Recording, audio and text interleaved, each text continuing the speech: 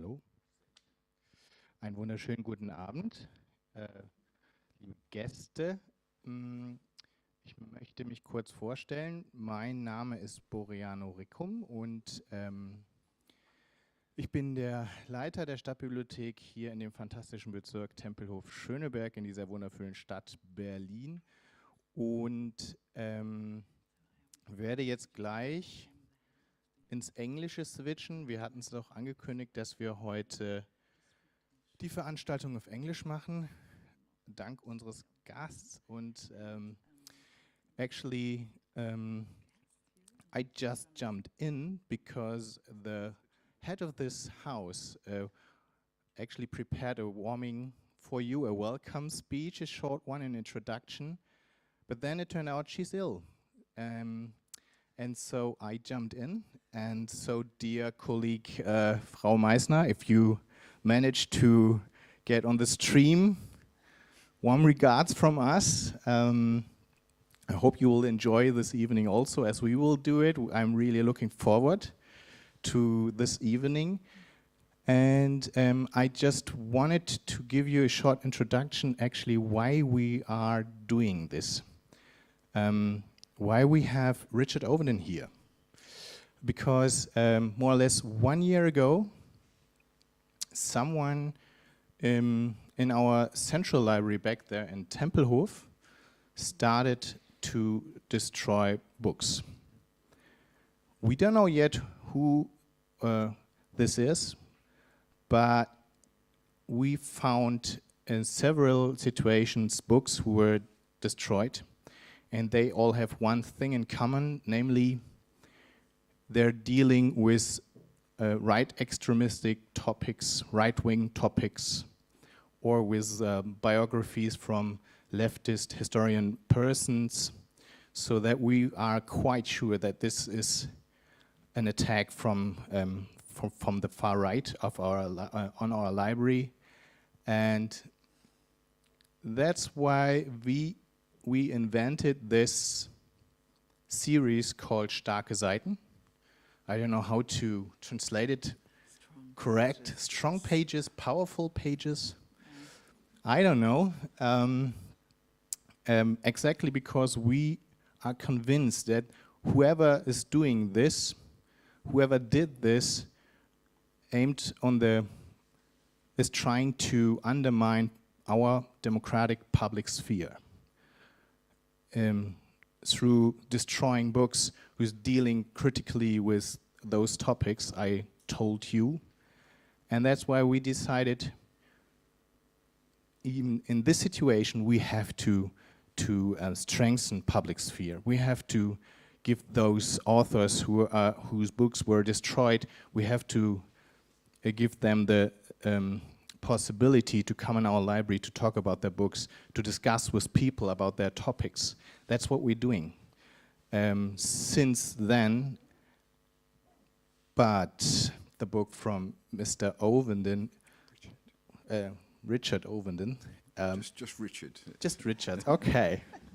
That's so kind of you. It wasn't destroyed, but the topic is very it fits. So that's why I'm so happy that we have Richard here this evening. Welcome to you. And yeah, I just want to give over to our Heike Kleffner, who's guiding us through this evening. So welcome here in the library.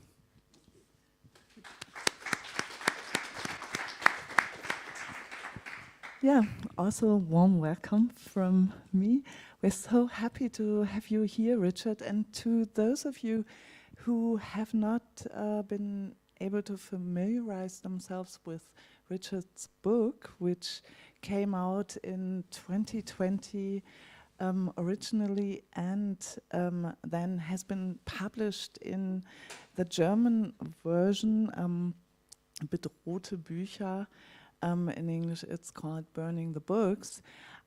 Richard is a librarian and an author, and actually a rather famous one. And Yeah, well, and he's been serving as the director of the Bodleian Library at the University of Oxford for the last 8 years.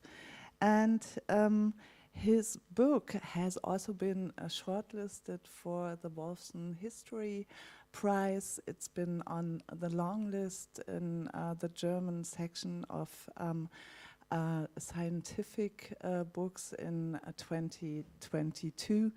And it is, I would say, unique in that it faces, or it spans almost 3,000 years of destruction of books and libraries, but it also spans a history of resilience, of librarians, of intellectuals, of relatives of intellectuals and friends in saving cultural heritage across the world. And I would actually start by asking you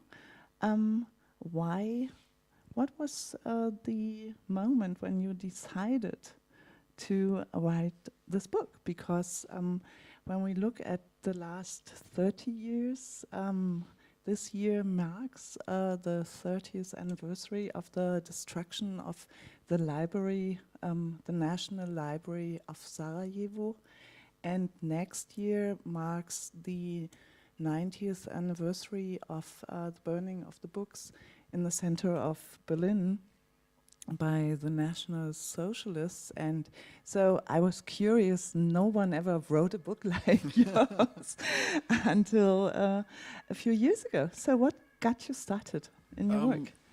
Okay, well, again, thank you for inviting me here to speak with you this evening. And it's a very, very great pleasure to be here back in Berlin. And actually, to some extent, the genesis for the book was coming to Berlin, and I'm responsible not just for the library in Oxford, but for the museums and the botanic gardens that the university has. And in 2017, we signed a memorandum of understanding with the Stiftung Preußischer Kulturbesitz to collaborate, to do work. And from Oxford, this was our attempt to deny the existence of Brexit. So, nobody in Oxford thought Brexit was a good idea. And so we pretend it didn't happen, and let's build as many bridges we can with institutions in Europe. And so I came to a meeting in the Stadtbibliothek on Unter den Linden, and I was early. And I just walked around to kill some time before the meeting, and I found the place where the book burning happened. I thought, oh, yeah, I remember reading about that somewhere a long time ago, and there are those pictures, aren't there? And there's a very moving kind of memorial to the event there today, and I looked at it, and it suddenly struck me that my mother, the 10th of May 1933, it sounds like a long time ago, but my mum was alive on the 10th of May 1933. Okay, she's still alive now, and she was a child, but she was still alive. This is within living memory. And we forget these things. They are in black, those black and white photographs seem like they're a huge distance away, but they're not really. And we forget these things, I think, at society's peril. And I've been a librarian for all of my working life. And I'm generally concerned that the role that libraries and archives play in society does not get enough newsprint. It does not get enough coverage. It's not in the public discourse. Public policy is not arranged to deal with the issues that librarians deal with enough. And so I thought there's no point me speaking to my fellow librarians about this issue because they all agree. I need to speak to people who do not think about this kind of thing all the time, and to try and raise awareness, and to try to intervene in the public sphere, to try and make some statement that's written for a more general audience. So I thought I will try. And I'm a historian, so I can't think about anything unless it's in a historical context.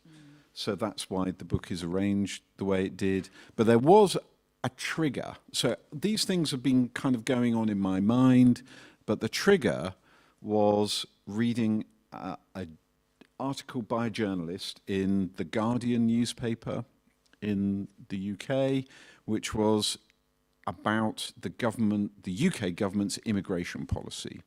And that immigration policy started by the Conservative government, the government that we still have, in 2010, was called the hostile environment. So you get an idea of the kind of tone, the nature of that policy. So it is not kind. It is not humane. It was very, it was really quite aggressive in identifying mostly people from the former British Empire, from the colonies, particularly from the British West Indies, who had been invited after World War II to come and work in Britain to fill jobs in what had become the welfare state, in the health service and so on. And these people came, the first of the group of such people invited came on a boat from the West Indies called the Empire Windrush. And so the Windrush generation became a kind of a label for a whole group of citizens from all over the world who came as immigrants to work in Britain. And these were the targets for this new policy. And what they were targeted with doing is proving their right to remain as citizens in the UK. What documents did they have that showed that they had been in Britain for many years, for as long as they said they were? How could they prove it? What was the evidence that they had? And of course, these were working class people. These are people who, without a great deal of money, they tended not to keep many documents. They didn't think they would need to. And suddenly they're asked to prove, and many of them, thousands of people are deported. Several people committed suicide because they're under such pressure. It was in the newspapers every day.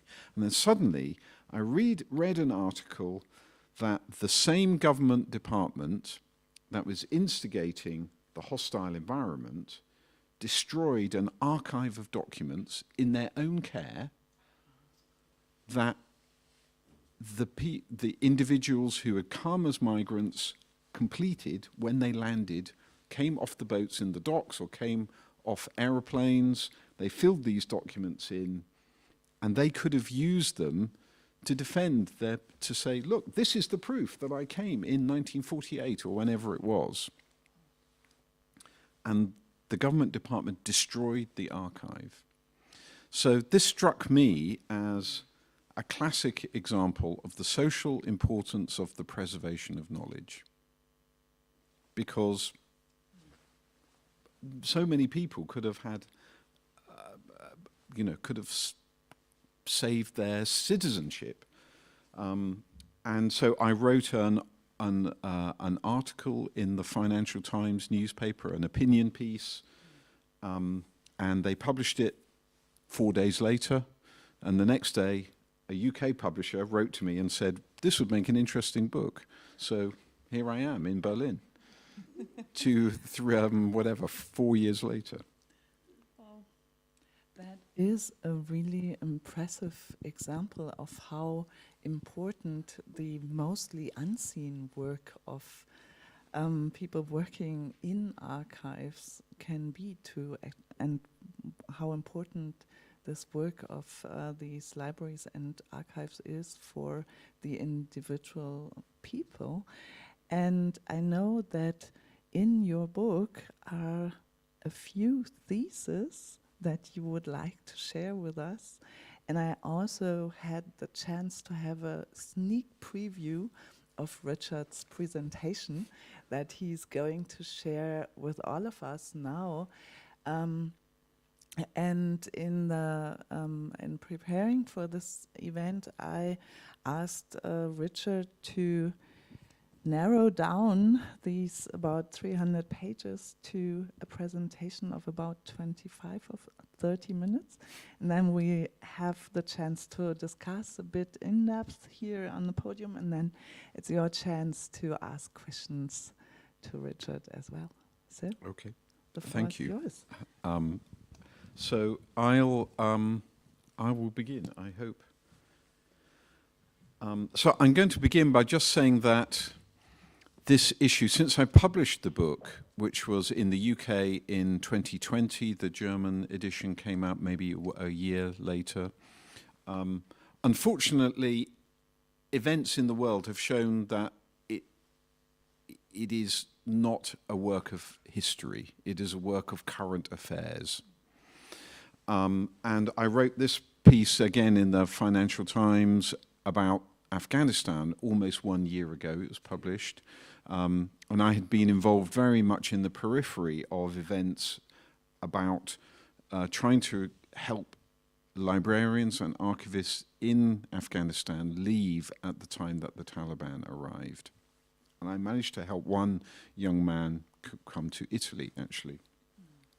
But it, you know, libraries, there were not many libraries in Afghanistan in August 2021, but most of them were either destroyed or closed.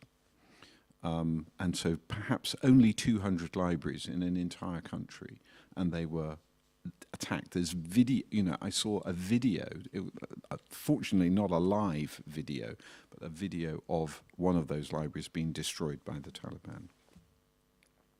And then we find, even in democratic societies, the leaders sometimes of those societies attacking knowledge themselves. In this case, President Trump, of course, it's been discovered that he took official documents that should belong in the National Archives of the United States to his home at Mar-a-Lago, classified documents, documents dealing with, you know, very serious national, international issues. And who knows, it still may prove to be a very serious activity for him. But he deprived the nation of having access to those documents because he should have passed them over at the end of his presidency to the National Archives.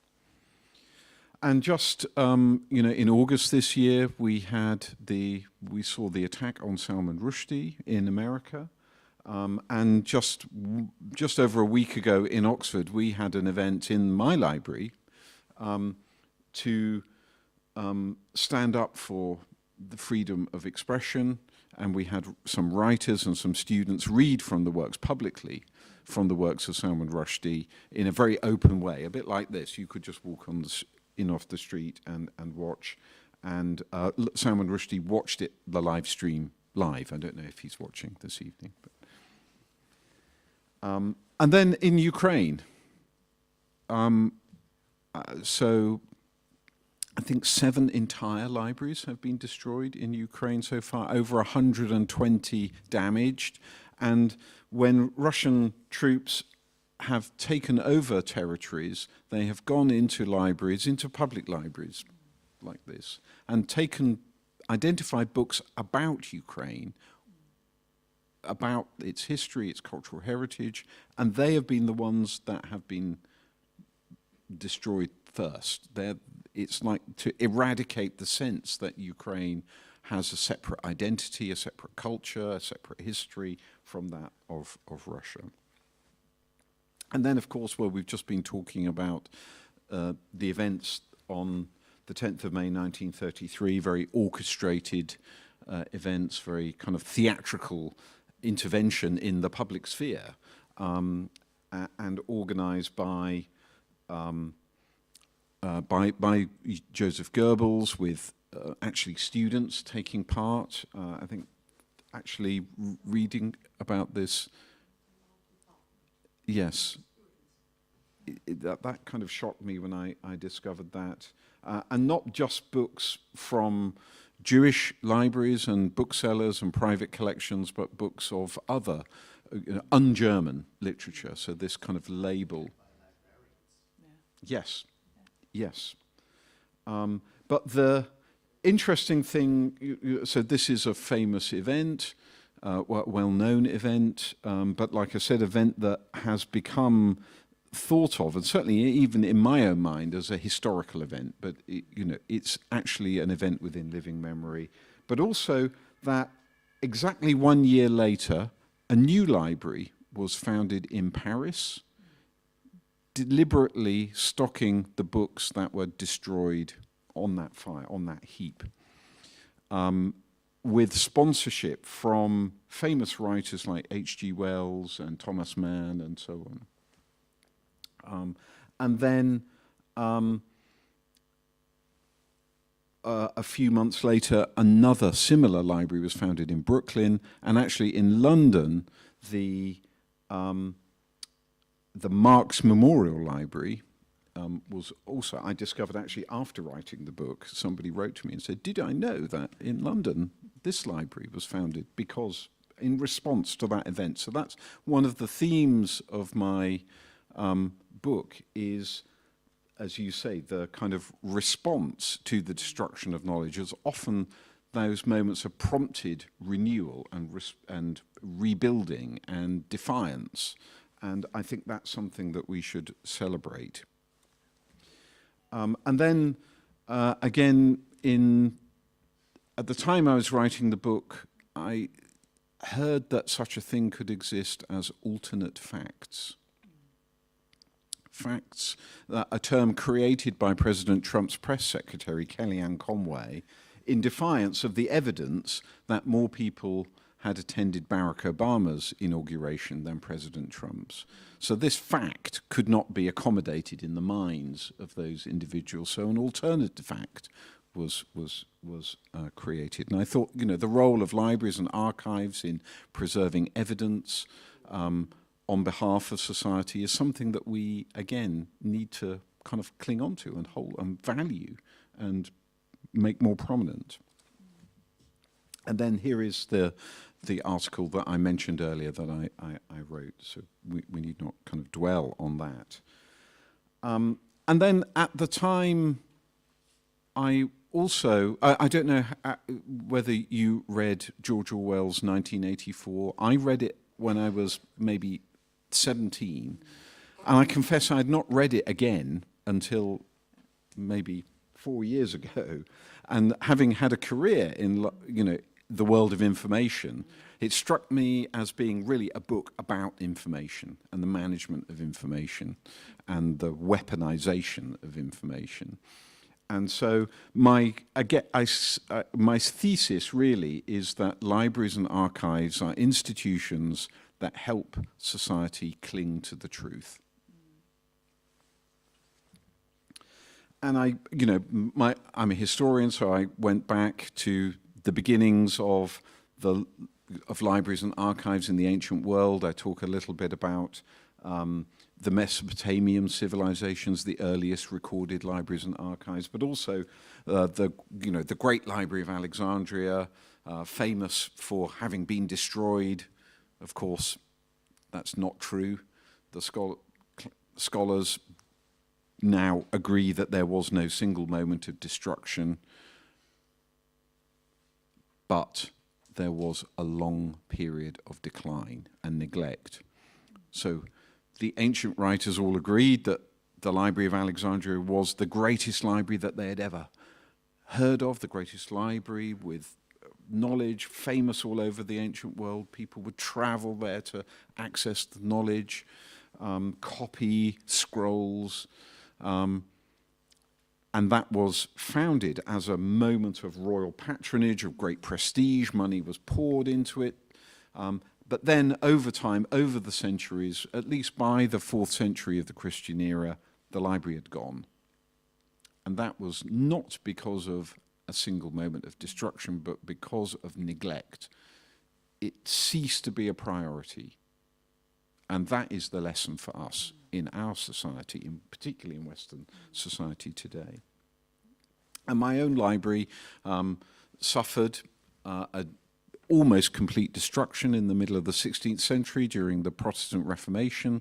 The ancient library of the university, so the library I'm responsible for, began in 1320, but in 1550, almost all of the books were destroyed. There are only a handful that survive, and that was a wave of religiously motivated destruction.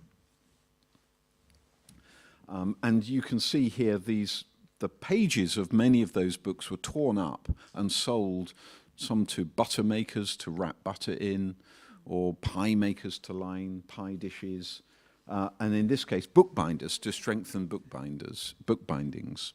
And so we only know about those books because of the fragments that survive. So, but again, that moment of destruction prompted this man, Sir Thomas Bodley. That's why the library I'm responsible for is called the Bodleian Library. He actually spent time as a youth in Germany, in Frankfurt, in exile from England. But he, although he was Protestant, regretted the destruction of an earlier generation and vowed himself to rebuild the destroyed library and invest his own wealth in ensuring that it had a focus on preservation. So, and you know, my book looks at other events through history. Again, in 1814 in America, the Library of Congress was destroyed deliberately in an act of aggression by, guess who? Britain. So this man was in charge of an expeditionary force against the newly created United States, a separate nation, and they besieged Washington, D.C. in Oxford in August 1814. And you can see at the back of that mezzotint what the artist is celebrating is the burning of Washington. I was not taught this as a school child. And the source of the flames was the Library of Congress, the library in the most prestigious building, the heart of government, the kind of knowledge center for the government. That's what they set fire to first. And we have an eyewitness account by a British troop, a member of the British Army there. And even he, in his memoirs, sort of realized that this was not a great thing to have done. He said, but he thought the burning of Washington was a scene of great sublime.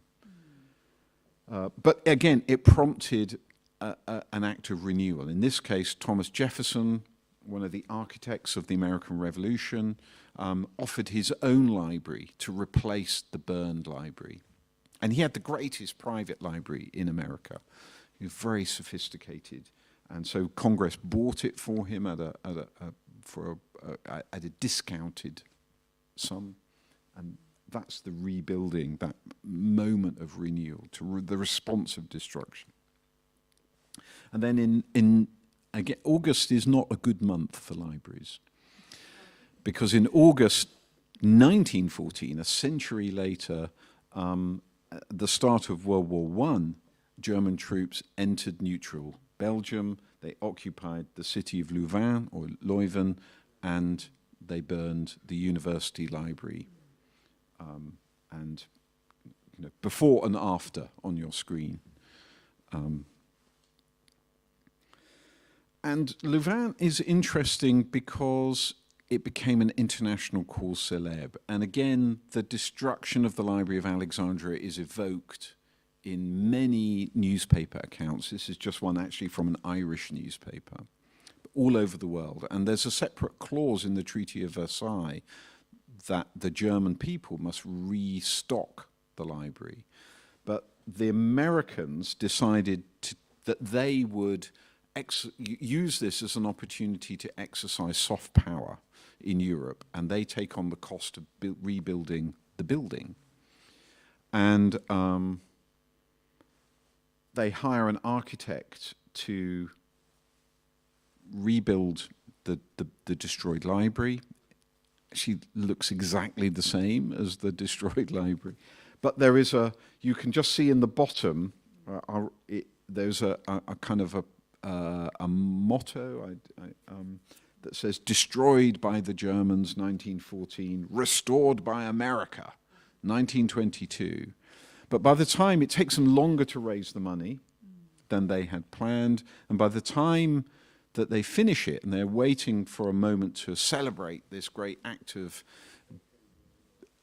not quite, still in the 1920s, Belgium had forgiven Germany, and they did not want to be reminded that this building had been destroyed by their neighbors who they wished to be friends with again.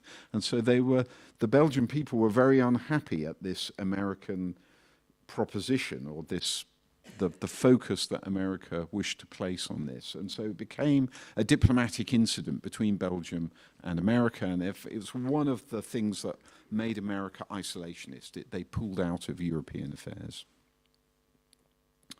I'll focus a little bit on the Holocaust, on World War II, and I'm going to take you to Lithuania and to the city of Vilnius, or Vilna, and a city of a vibrant Jewish community, a city famous for its learned rabbis, like the Vilna Gaon, one of the most famous rabbis of all time. And a city of famous libraries, like this one. This is called the Strashun Library, gifted to the Jewish community in Vilna by a wealthy Jewish businessman who was a bibliophile. And the library was essentially a public library, and it had a vibrant reading room, and it had a learned librarian on the eve of World War II.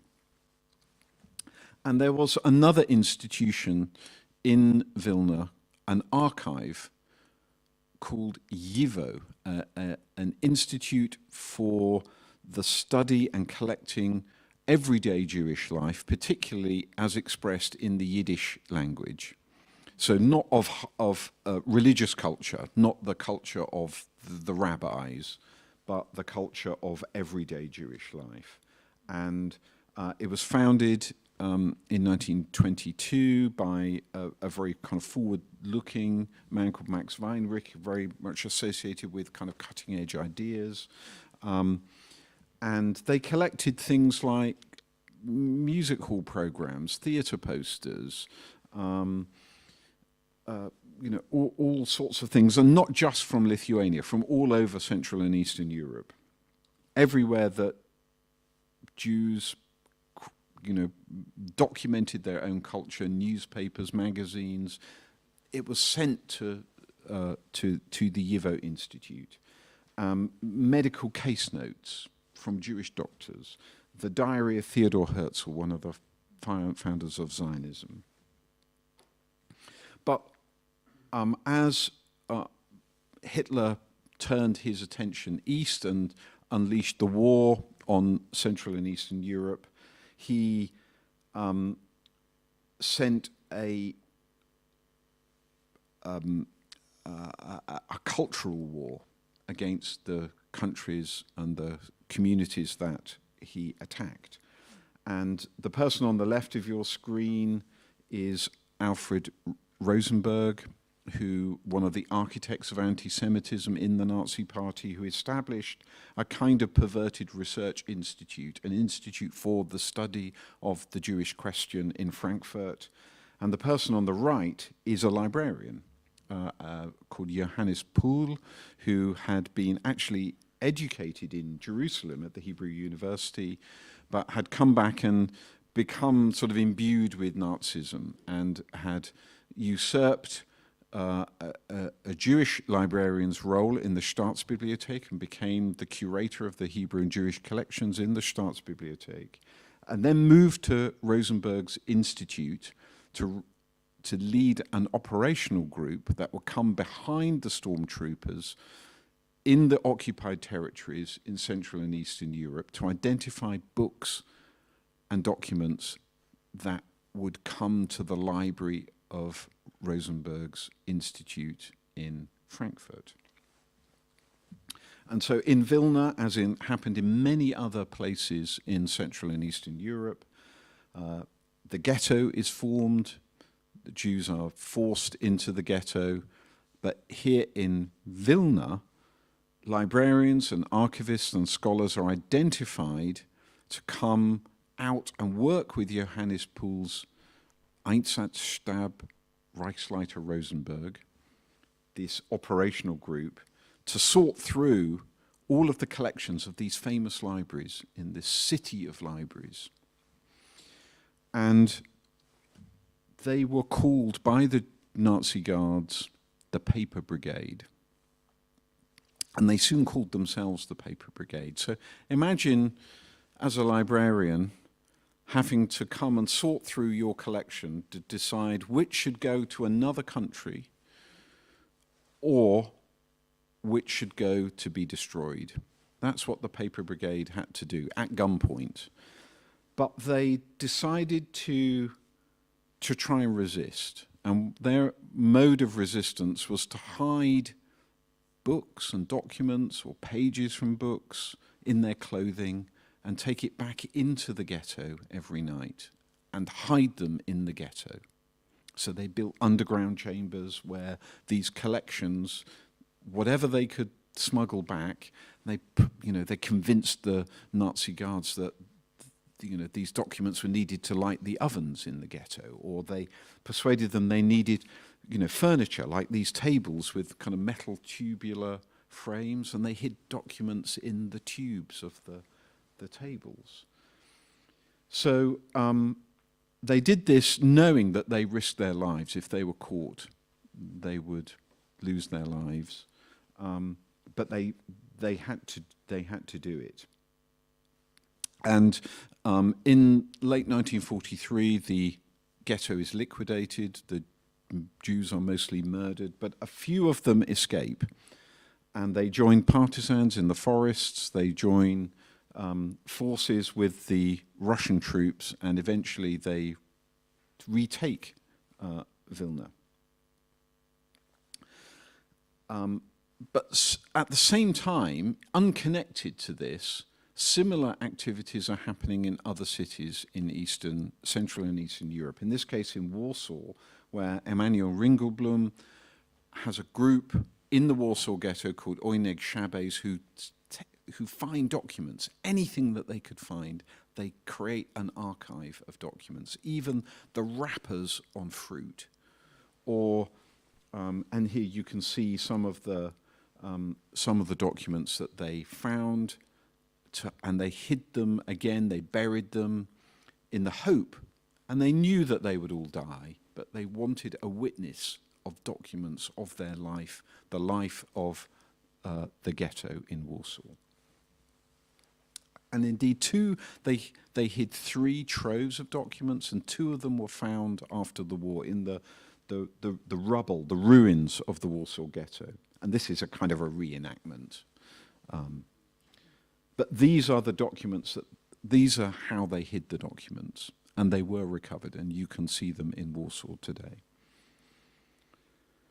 But then, if we go back to the documents that Johannes Pool's operational group sent back to Frankfurt, those did indeed join a huge library for Rosenberg's Institute.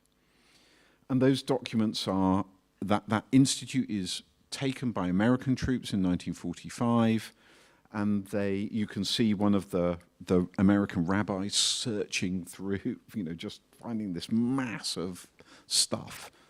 And you can see on the document on the left the stamp of the Frankfurt archive. And eventually all of these documents are moved from Frankfurt to a big warehouse in Offenbach. And the warehouse, there's artwork there, and it's all sorted through. and an attempt to return to find the owners or their heirs, so that these documents and books can be returned. And this is that warehouse in Offenbach. And actually what happened to the documents of the Jivo Institute and the Strachun Library is that those which had been sent to Frankfurt are then moved to Offenbach, and the team in Offenbach discover that the Jivo Institute has a room in New York. There's a small office with a small number of people who, including Max Weinrich, the director, who just happened to be giving a lecture in Denmark when Operation Barbarossa is launched, and he moves to New York because he can't go back to Lithuania. And here they are unpacking the cases of documents and books that come from Offenbach.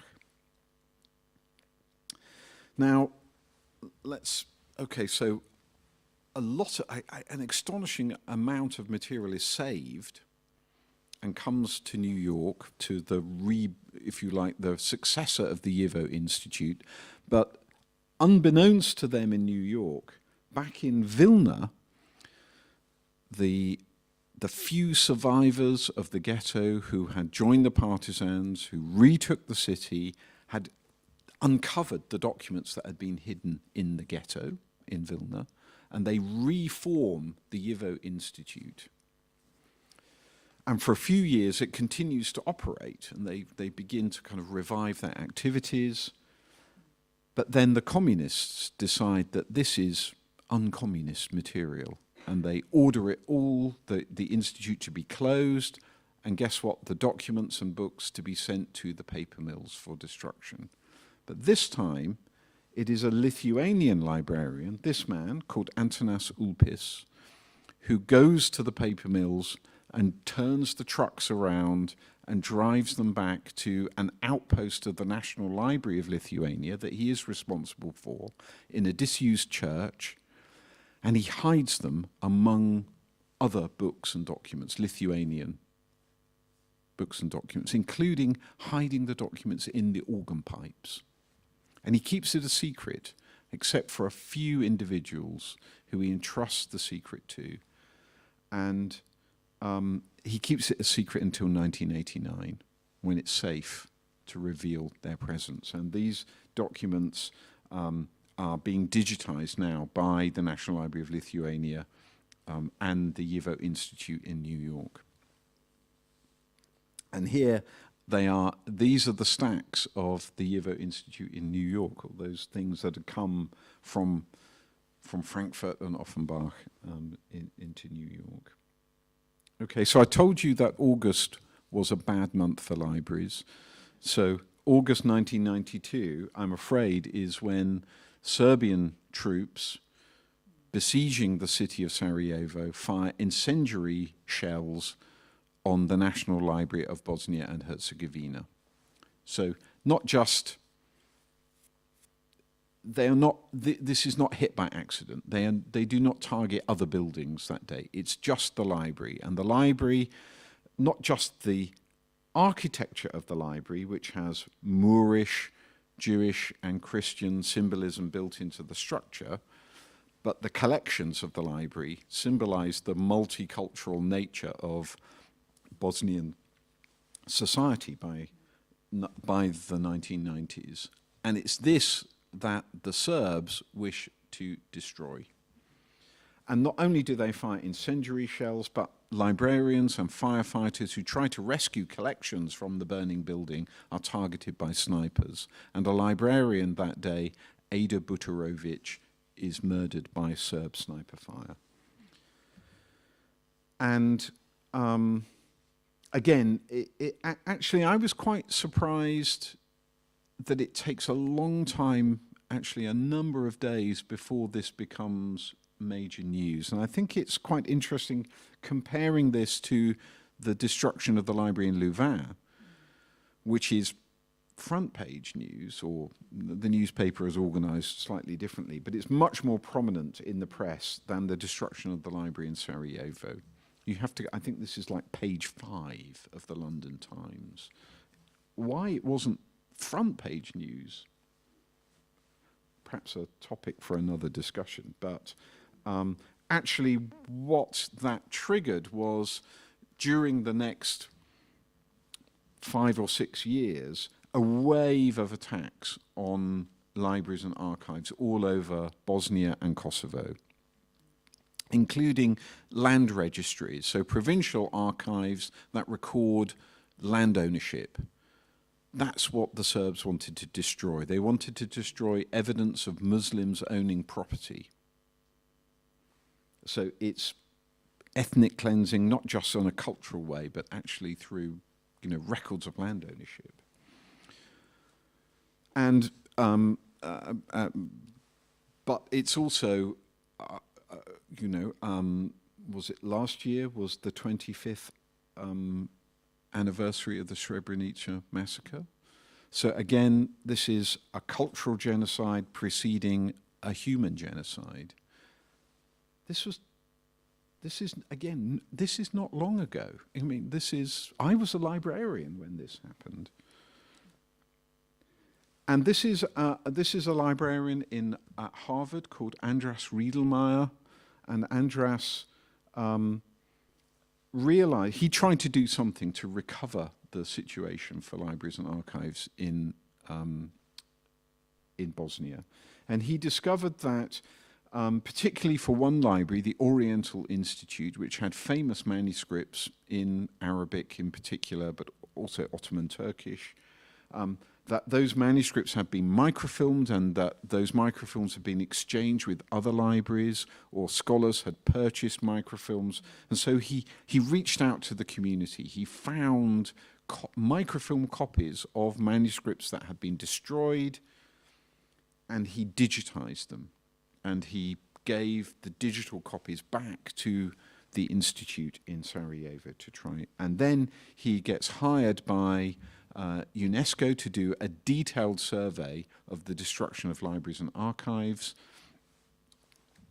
And he ends up giving evidence in the International War Crimes Tribunal for the former Yugoslavia in The Hague, actually just a few years ago, looking Slobodan Milosevic and Ratko Mladic in the eye and giving evidence of their deliberate destruction of libraries and archives in Bosnia. And you can read the trial accounts online. It's actually very striking. So I'd like perhaps just to finish, I've perhaps gone on a little too long, but just thinking about our current age in which we live, and particularly the digital world that we all occupy, and thinking about the power that the big technology companies have over, if you like, public knowledge. And you can see where, in the case of Flickr, when they change their business models, whole swathes of knowledge can be destroyed. And we see at the moment, you know, Twitter, in its new guise, its business model is changing, its whole philosophy seems to be changing, people are leaving the platform, and there is a danger that, you know, this public knowledge will be lost. And we've just started, I just wrote to a number of people in the university who have very active Twitter accounts to say, please download your Twitter archive in case something happens. And we've also seen how things like Facebook have been, knowledge in Facebook have used to influence political elections by targeting political advertising. Of course, you know, these big companies are privately owned, mostly. They don't keep archives. We don't know exactly what political adverts they sprayed at people in 2016. And then in Ukraine, so my point here is that I think libraries and archives need to engage much more deeply in preserving knowledge in the public sphere, in social media, electronic advertising. This is one of my colleagues archiving social media posts about Ukraine. And also actually Russian. So, you know, we need the evidence of what the Russian discourse is like, perhaps for war crimes tribunals. So we tried to do that before the digital kind of curtain gets dropped. And then if you think of the use of encrypted technologies like WhatsApp and Telegram and those kind of things, where so much public policy, certainly in the UK, was being formed using these technologies, I felt and wrote several articles in newspapers that these were really public records, and that the politicians and their civil servants should pass over their WhatsApp accounts for public scrutiny. And eventually that's what is happening at the moment in these inquiries over the behavior of our reprehensible politicians. And you just think of the use that Donald Trump made of Twitter. You know, it was really, he didn't need a communications team. He just needed an iPhone and a Twitter account. That's how he conducted his political campaigning. I actually, this is an interesting example of an independent, I call an activist archive group called FactBase, who set up automatic screenshots. Every time Trump tweeted, they captured the tweets, including the ones he deleted. So, you know, by the end of his presidency, he actually deleted 1,400 tweets, or thought he had. And he had 80 million followers on Twitter. So, you know, extraordinary reach. And again, that kind of behavior just brings to mind Orwell again. And so I end the book with 5 reasons why we should value libraries and archives. So I'll just leave you with these. So education is perhaps the obvious one. I was looking at the Children's Library upstairs here, and you know, that power that particularly public libraries have for people, no matter what their social bracket, their ethnicity, you know, these places are open to them for their own self-education, their self-improvement. But libraries are also places where a diversity of ideas can be brought, not just diverse languages, but you know, ideas that people may not have encountered, and just the serendipity of walking along shelves brings new ideas to play into society, into our communities. They're places where the rights of citizens are preserved. This is the Stasi archive here in Berlin, you know, where citizens in 1989 occupied Stasi buildings to stop Stasi officials destroying the archives of the surveillance of citizens, and citizens had the right to see them. Libraries and archives are reference points for facts and truth. And finally, they're the places where the identity of communities and society can be preserved and celebrated. And they're my 5 reasons. Okay. Thank you so much.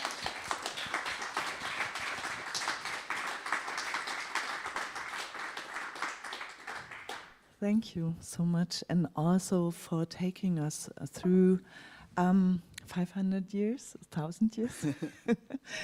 And I would like to ask you 3 questions before we open up for all the questions that everyone in the room might have.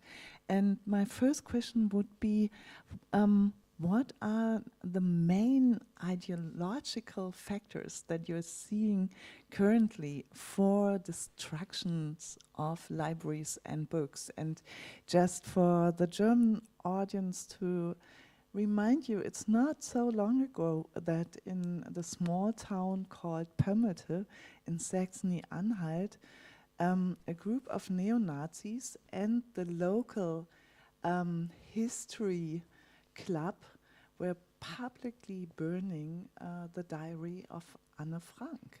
And they were holding it up in 2006 publicly in front of a group of about 50 citizens from this village, saying, and now we deliver the diary of Anne Frank to the flames. And they threw it into the flames. And so when I was looking at your presentation, I think anti-Semitism obviously is a big ideological factor, but there must be other factors as well. And maybe you can talk about that. Sure. I mean, I think at the end of the day, it's all about the exercise of power. But that power takes on different guises, I guess. Sometimes it is,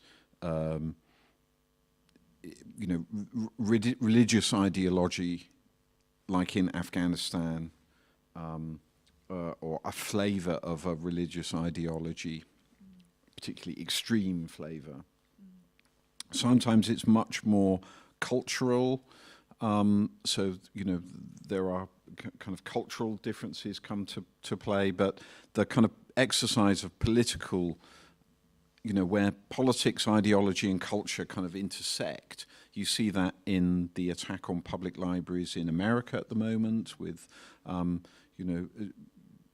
which is kind of extreme censorship, calling for public libraries in particular to be defunded or to have their collecting policy influenced by political ideology. You see it in the destruction of knowledge in Ukraine by Russian troops. The former Stasi archive in Ukraine was deliberately destroyed by Russian troops earlier this year. So, if you like, hiding the evidence of communism, which obviously was kind of Russian communism. So I think anti-Semitism, certainly in the UK, the deliberate destruction of books, defacing of books in public libraries, I can't think of any other example than anti-Semitism in recent years. But actually, there's perhaps not so much of that. I think the biggest challenge that we have is one of, like Alexandria, it's neglect, it's underfunding, particularly public libraries. And one of, you showed this example of the destroyed library in Vilna, and also the international response and solidarity. And looking at the current wars, maybe you can talk a bit about the solidarity of librarians and archivists across the world for the Ukrainian libraries under attack, but also in Afghanistan and Syria. Yeah. So, well, Ukraine, of course, it's so current at the moment. That is a good example. So there have been, in the UK, my library and the museums I'm responsible for, with some of the national libraries and museums in London and in Edinburgh, sent 3 big truckloads of equipment and supplies to our colleagues in Ukraine. There is a group called Susho, which is Saving Ukraine Cultural Heritage Online, which has been downloading digitized collections from Ukraine cultural heritage institutions to back up copies in case servers or technical infrastructure is damaged in the war, so that there are kind of backups. They've also been sending scanning equipment to Ukraine, so there's been lots of scanning of archives in particular where that's possible. We've been, and there is kind of fundraising going on to actually send money to Ukrainian colleagues. My book is at the moment being translated into Ukraine by a Ukrainian publisher and will be given to every library in Ukraine. So there's quite a lot happening, and I think more needs to happen actually. because there are lots of librarians and archivists in exile. I think their power could be utilized. Maybe there are people here in Germany who are just refugees who, you know, their skills, because if you think of the web and social media archiving that we're doing at the moment, we're relying on scholars to help us with the languages, but actually, you know, I keep thinking we need to reach out, we need to find the money to bring some exiled, you know, refugee librarians and archivists to help us do that. Afghanistan has been a bit more difficult. It took longer to create a collaborative web archiving activity for Afghanistan. We have set up an Afghan scholars program in the library in the Bodleian, so we currently have 6 Afghan scholars who, 2 archivists, former director of the National Archives, who we were able to give financial support to because they were in exile, found themselves outside of Afghanistan. So we're bringing them to Oxford, some of them virtually, some of them physically, to actually work on scholarly projects, and we've been able to give them, it's a drop in the ocean, but, and some of the bigger not-for-profits like the Open Society Foundation are beginning to scale up their activities to support Afghan scholars in residence at the moment. So there's just been a new multi-million-dollar fellowship scheme just been announced by the Open Society Foundation. Yeah, which probably should be much larger, Yeah. given the destruction of cultural identity by the destruction of libraries in all the current wars, right? I mean, when we Yes. look Yeah. at Kurdistan or the Kurdish regions under attack. Yeah, absolutely. And I think that those, you know, what you can look at the thousands of years of history is that this is not going to stop. So, you know, there's been 3 more chapters at least of my book could have been written after it was published 2 years ago. So this is going to continue, and we need to structurally think about how, you know, not-for-profit organizations in Europe and North America in particular can work more closely together, how it can be linked to things like war crimes tribunals, international reparation, the Hague Convention. You know, the Hague Convention is quite clear about, you know, the destruction of cultural heritage being a crime against humanity, but where is the financial support to rebuild those institutions and to restore that cultural heritage? Yeah, and not only that, but also there are certain books and or valves of knowledge that are destroyed permanently. Yep. And that would be my last question before I open up the floor. Just also an example of recent German history. Most of you might remember the NSU murder series of migrants, 9 migrants and a police woman being murdered by a neo-Nazi group that called themselves National Socialist Underground.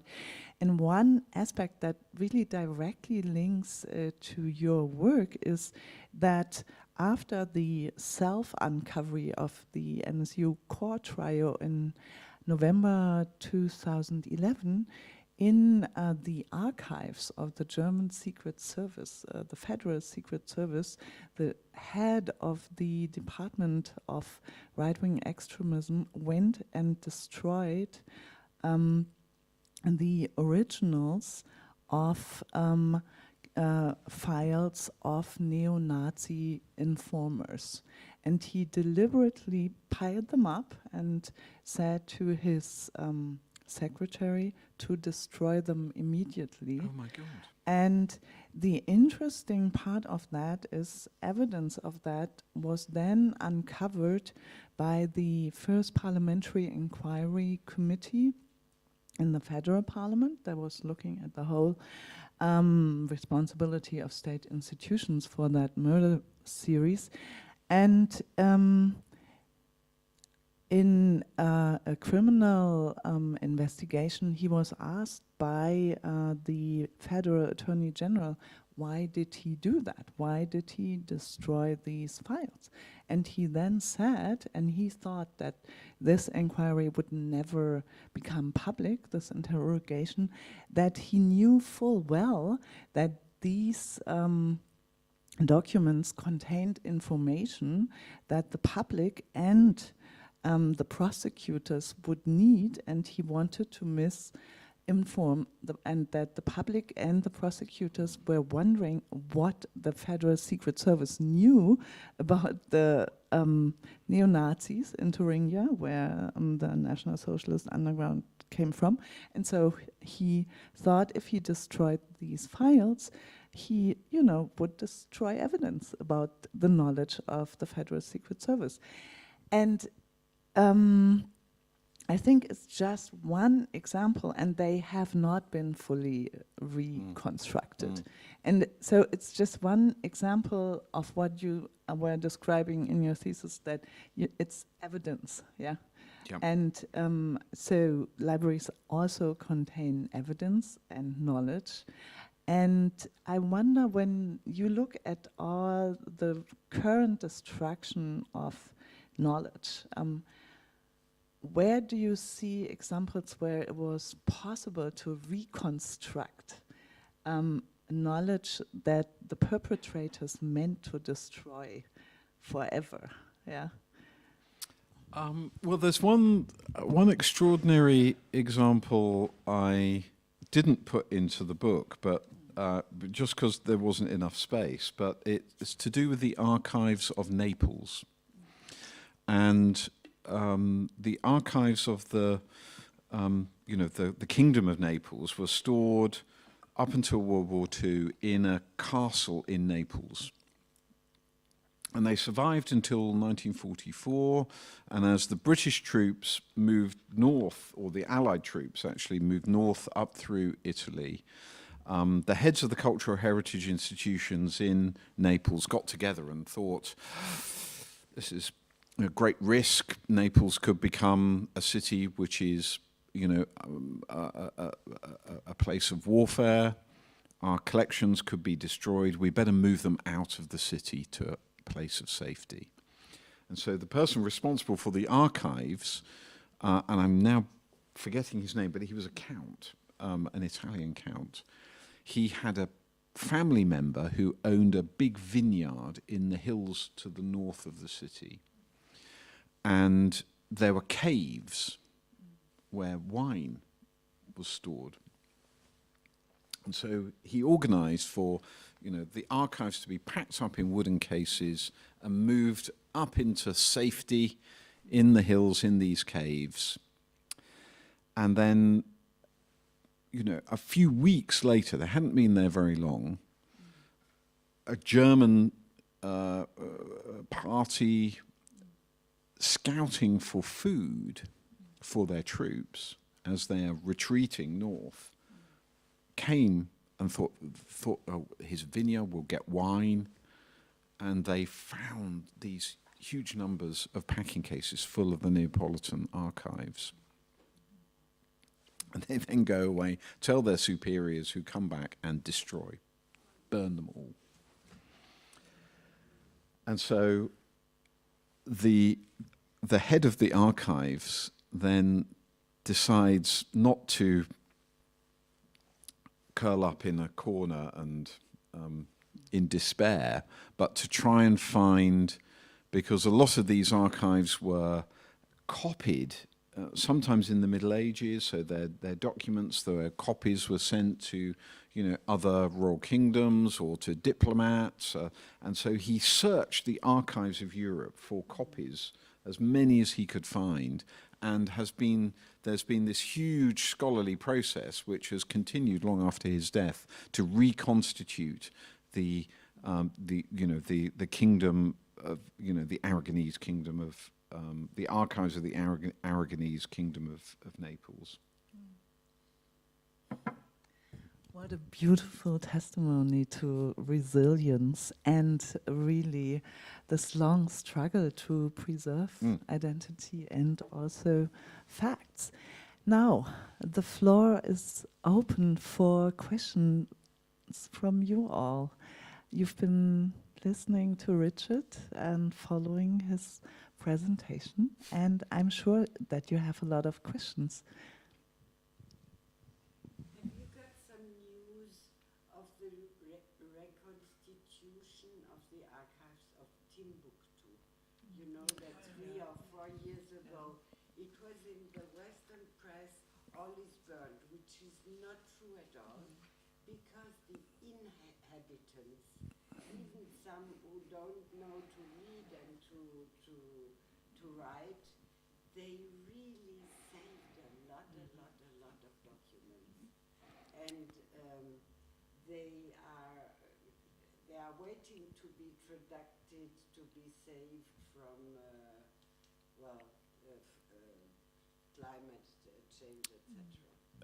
So that was my first question, if you know something about the state of... I'm not very close to what's going on there, but certainly you're absolutely correct that there was an extraordinary effort by local communities, because these were family collections in the most part, and families had generational responsibilities for collecting and preserving those knowledge, and they worked very, very closely to preserve them and minimize the destruction that was kind of Al-Qaeda driven. And subsequently to that, there have been international efforts actually led by South Africa to digitize a lot of those records. So that's, I think, one project I know about that's happening at the moment. But the funding has come from American and European institutions, but organized through South Africa. Because it's a huge Islamic heritage. Yes. Over 1,000 years, very, very worthful. Yeah. The second question, I'm so astonished what you said about the Alexandria Bibliothek, because my knowledge, and I lived 5 years in Alexandria, was that Caesar's flotte ships destroyed the Alexandria library. No. So please tell me. Okay, so what happened? Have your knowledge. Okay, so what happened was that there was a ruling that any manuscripts, so these are scrolls of papyrus, that came into the port of Alexandria had to be given to the library or loaned to the library where it would be copied. And the original would then be returned to the ship. And we don't really know, but what scholars now think is that there were warehouses in the docks where the scrolls were stored, either as they're taken off ships and waiting to be sent to the library, or being returned from the library having been copied. And that Caesar and Ptolemy had their war in Alexandria, and that ships were set fire as part of this war, and some of the fire moved to these warehouses where scrolls were being kept. So it's not the actual library that was destroyed, but collections that were either going to the library or coming back from the library. Sie können Ihre Fragen übrigens auch auf Deutsch stellen, und ich würde dann Richard eine Flüsterübersetzung geben, wenn Ihnen das leichter fällt, wollte ich nur sagen. Vielleicht ermutigt das ja die eine oder die andere, noch weitere Fragen zu stellen. Ich meine, ja.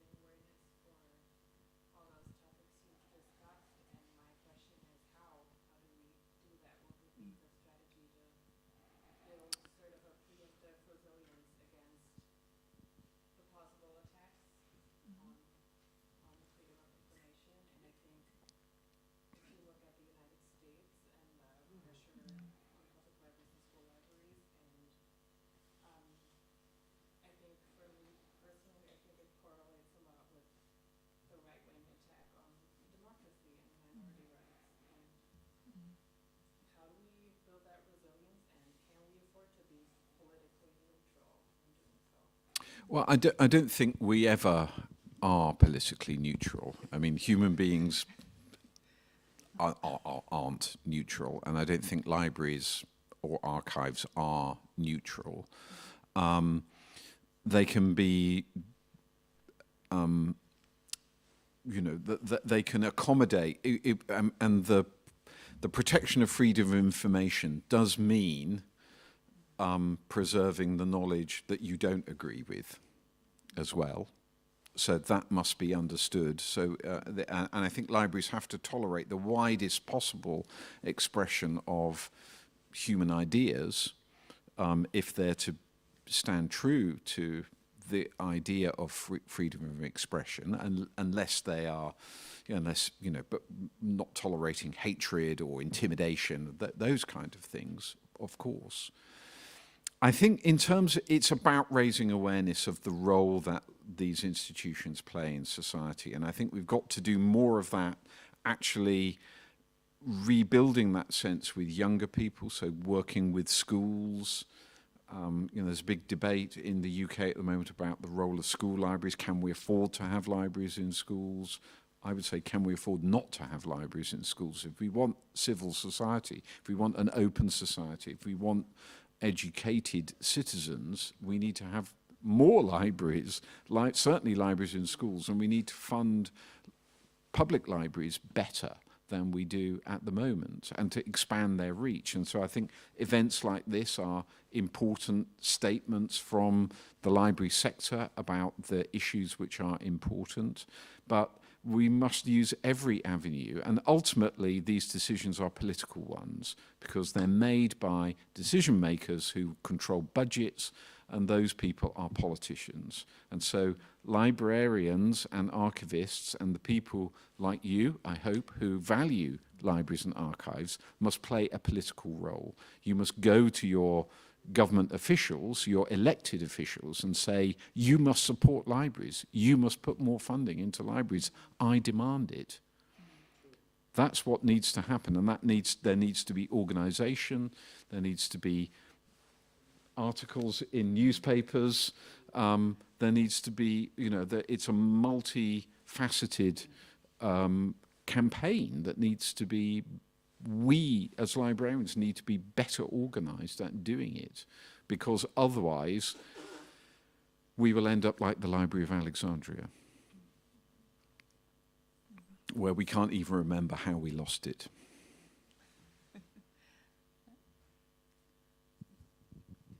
Weitere Fragen? Ich sehe. Ja. It's a little bit the same direction, but as I read the chapter The Paper Brigade, talked about it, I was impressed by the creativity, bravery, and willingness to sacrifice of the people who smuggled these books out with gunpoint, and so there was this willingness to sacrifice their life for their own Jewish heritage and to preserve this. And is it for you imaginable that people without such a motivation to preserve their cultural identity, their history, and I'm reaching and searching in this society I live for the same. You go home after your normal day, your working day, and you have your children, and you see all the and see and read all the news in the world and what is happening, the fake news, culture wars, and so on.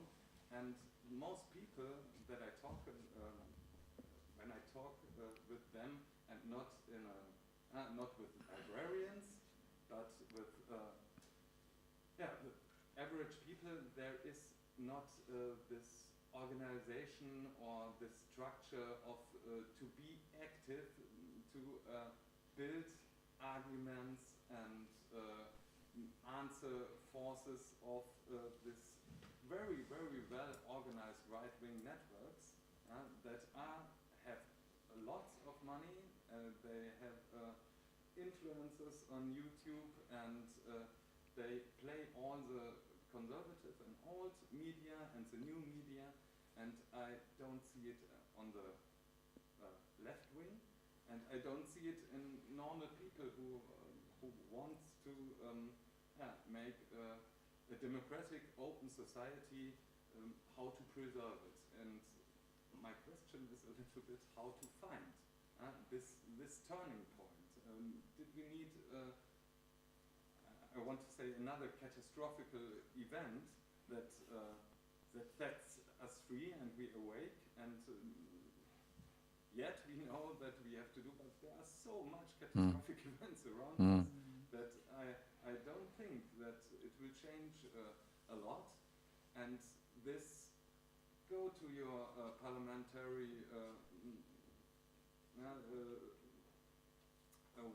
the people who voted for democracy and say libraries needs more funding is one thing. I'm sure that we have to do many more of this, but what can we do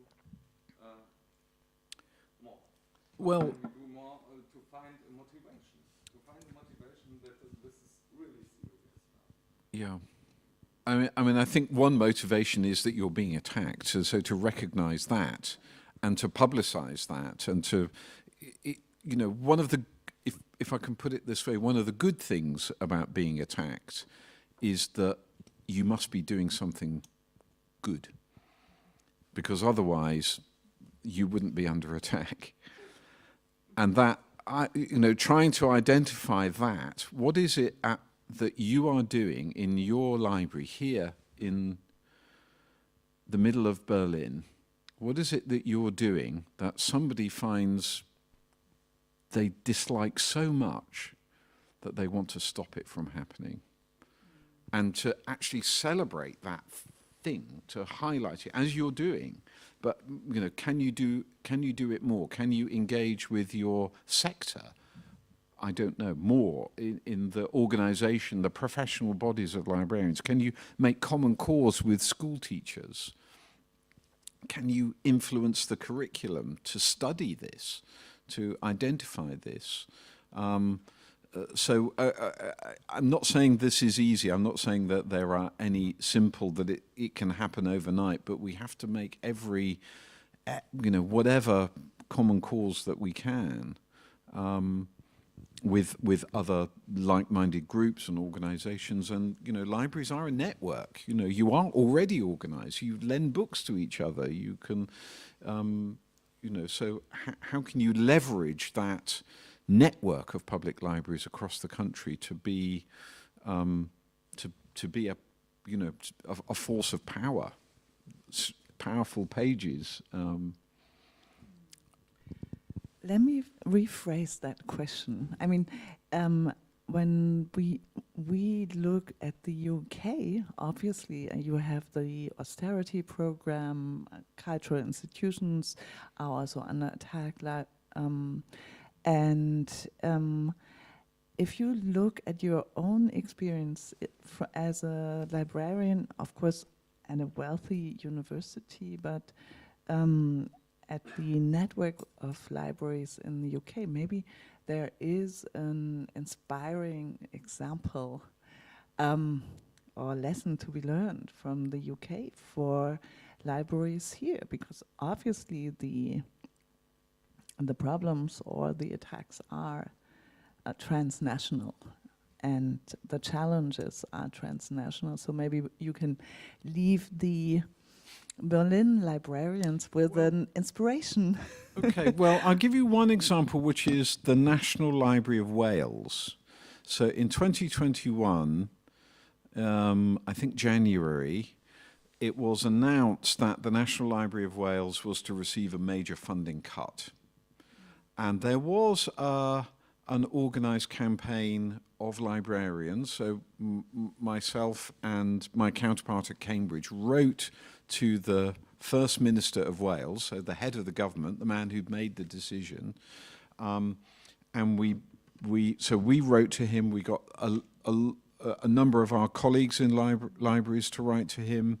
A former National Librarian of Wales wrote a big article in the Welsh language newspaper actually citing my book, and I'm not taking the credit for this, but the decision was reversed perhaps a month later.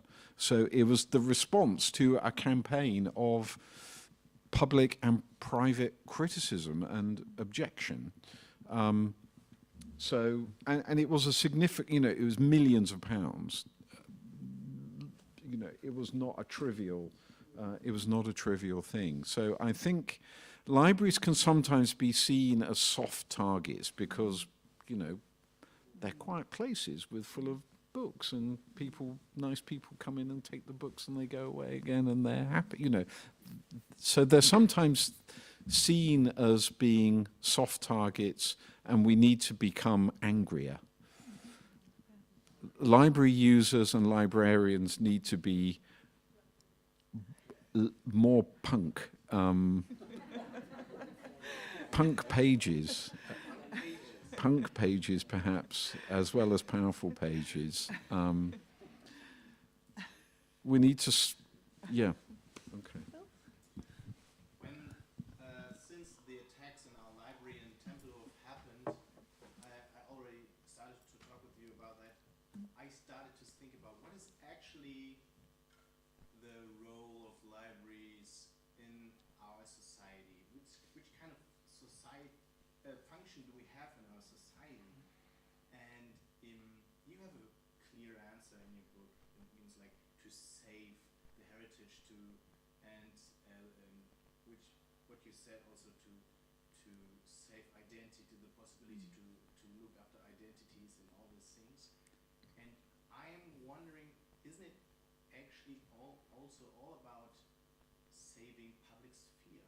I mean, when you're thinking about truth, what is truth and what is alternative fact and what is fake news?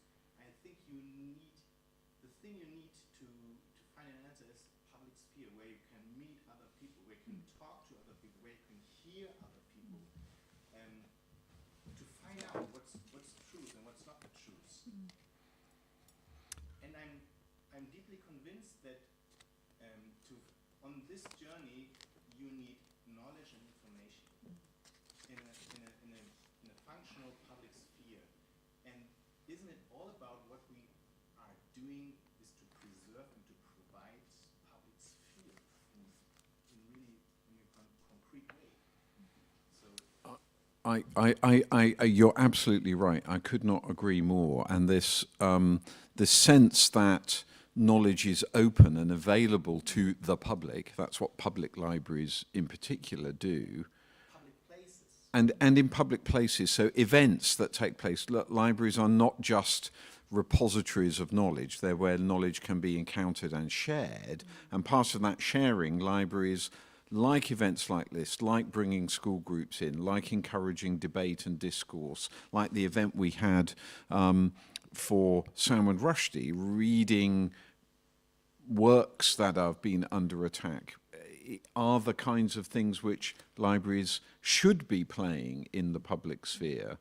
And that sense of bringing a diverse. I quote in my book the philosopher John Stuart Mill, and the language is slightly off-putting these days. It's written in the 19th century, but his book On Liberty.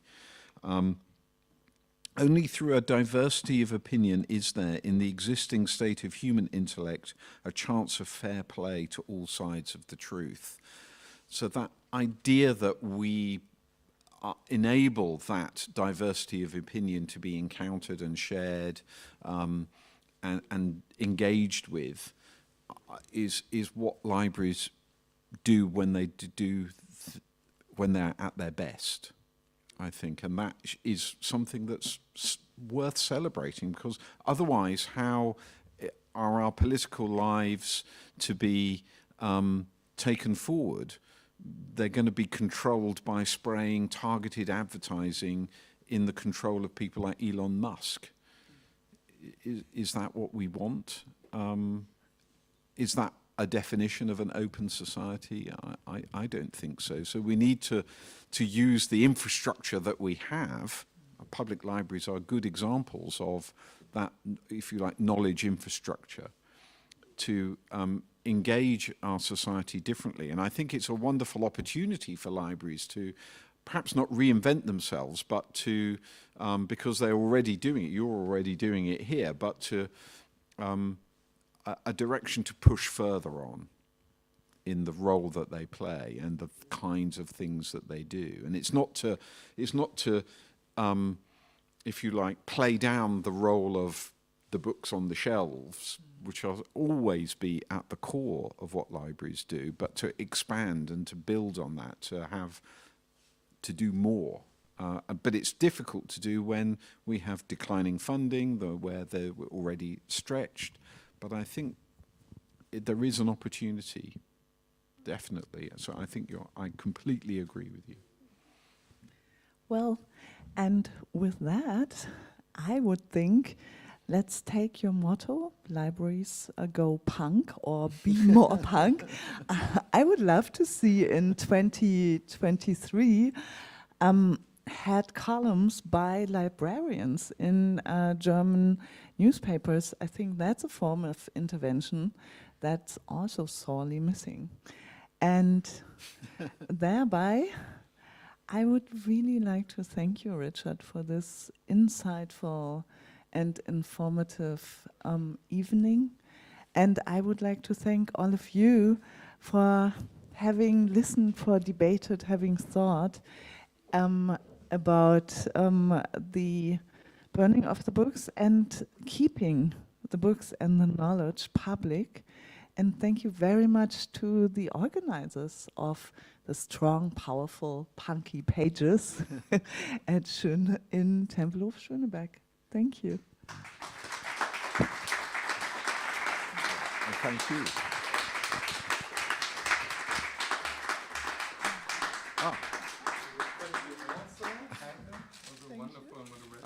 Thank you very much.